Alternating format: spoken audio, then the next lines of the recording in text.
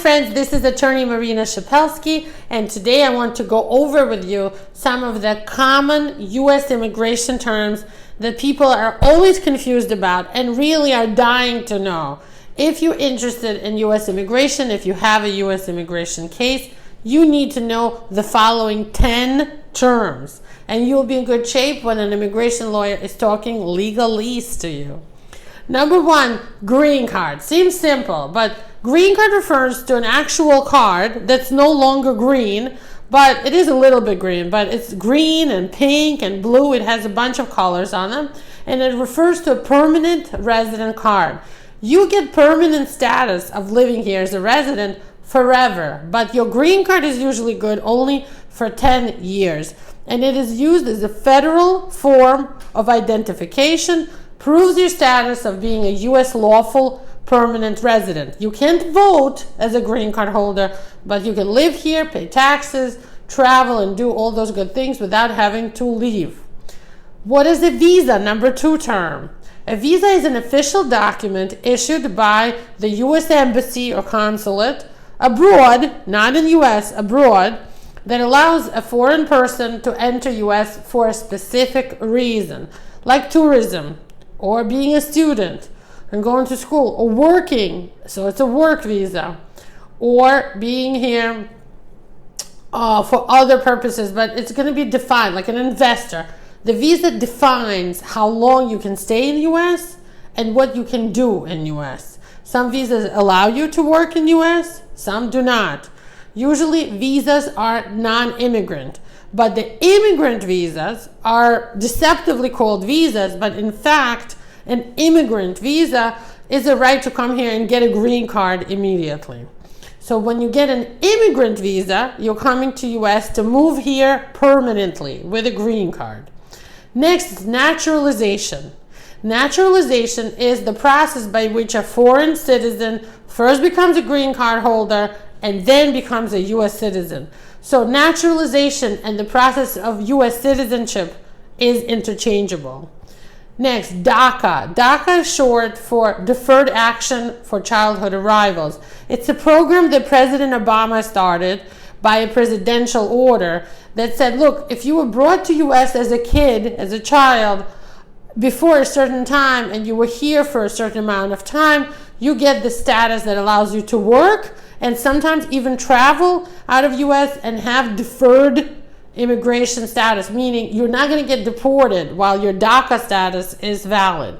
Right now, no new DACA recipients are being accepted by USCIS because the court said it's not legal really to create these programs for president.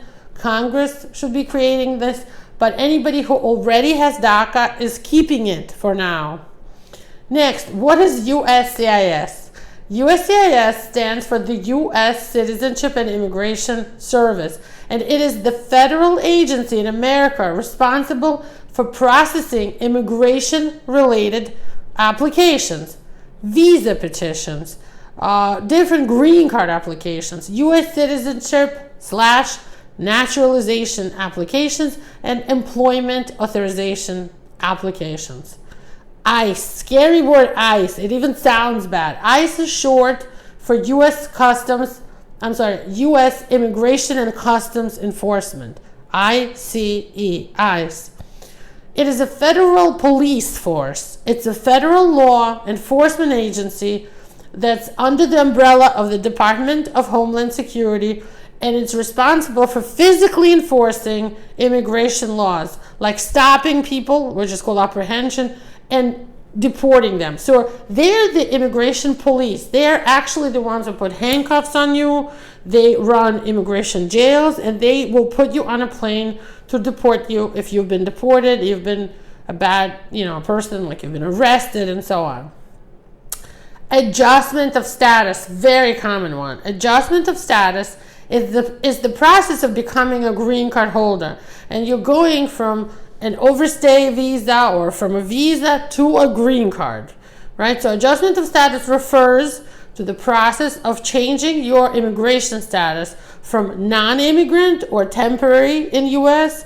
to permanent residence. Next, asylum. Really a very commonly used term, but a lot of people don't understand it. For example, a lot of people say political asylum. Asylum is much broader than just politics. Asylum is a form of protection by the U.S. government given to individuals who run from their home countries because of persecution, abuse in the home country based on well-founded fear of persecution because of their race, nationality, religion, political opinion, and membership in a specific social group. So being in a social group is like being LGBTQ+, or being a woman victim of domestic violence. So asylum is a very broad term. It's not just for people who are in political opposition. It's also for people who are persecuted, abused in their country because of their color, because of their race, because of a religion that's in the minority. Anyway, you get the idea. Now, deportation. Deportation is sometimes called removal. Removal and deportation are interchangeable. It's the same thing. So deportation is sometimes known as removal, and it refers to the formal process of deporting or removing the person physically from the United States because they violated immigration laws. Sometimes you get an order of removal. It's just a judge's letter to you officially saying, leave, we consider you deported. But then ICE will actually physically take the person out and remove them. Usually deportation involves a whole legal court proceeding. That is one of the few rights that immigrants do have under the U.S. Constitution. They don't have a right to a lawyer, but they do have a right to a legal court case proceeding to get you deported or removed from U.S. And finally, what is public charge? Public charge refers to the immigration rule that a person coming, an immigrant coming, is not going to become a public burden supported by the U.S. taxpayers. And it talks about whether an individual is likely to become dependent on government assistance when they come here for their support. Are they going to have to use free public insurance? Are they going to get benefits like food stamps and so on? And the test for that is called the public charge test. And most family cases do have this public charge rule. So to get a green card or an immigrant visa or even a non-immigrant visa, a lot of times you have to show that you're not going to become a public charge and not going to become dependent on the U.S. community to pay for your stuff for free. I hope this video was helpful to you. Thank you so much for watching. I hope you love immigration law the way I do. And if you do and you like this video, please give me a thumbs up, a like, and hit the little bell below to become a subscriber. Thank you.